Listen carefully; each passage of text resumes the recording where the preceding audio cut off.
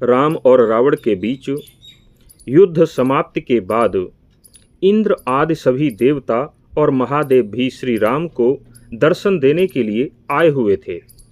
महादेव जी ने अपनी शक्ति से श्री राम को उनके पिता दशरथ जी के दर्शन कराए थे और कहा था कि तुम्हारे नेक कार्य से अब आपके पिता सीधे इंद्रलोक को प्राप्त हुए हैं।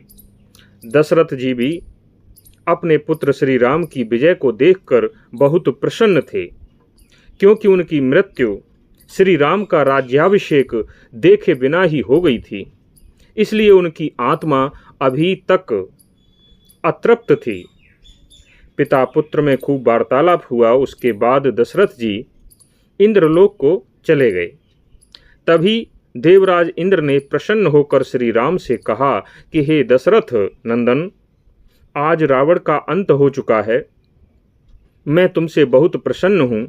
मांगो, तुम क्या मांगना चाहते हो।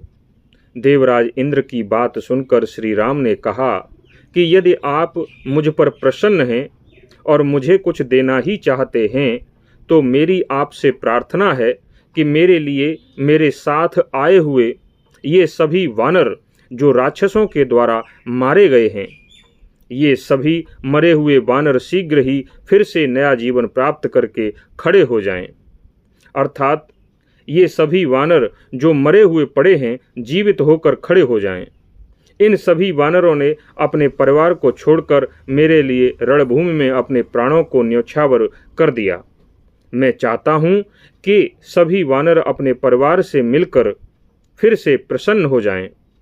हे देवराज इंद्र, मेरी आपसे यही प्रार्थना है कि ये सभी वानर, लंगूर और भालू फिर से जीवित हो जाएं और उनके जो अंग राक्षसों के द्वारा काट दिए गए हैं, इधर उधर पड़े हैं, वे सभी जुड़ जाएं और सभी निरोगी हो जाएं।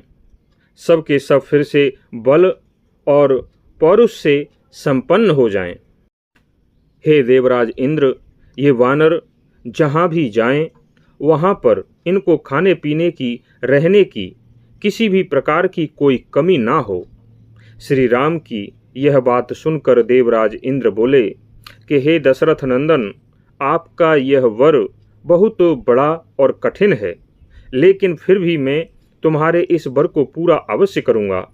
जितने भी वानर युद्ध में मारे गए हैं, राक्षसों ने जिनके मस्तक, भुजाएं और शरीर के अन्य अंग काट डाले हैं, वे सब वानर, भालू और लंगूर फिर से सभी अंगों के साथ स्वस्थ होकर उठ खड़े होंगे।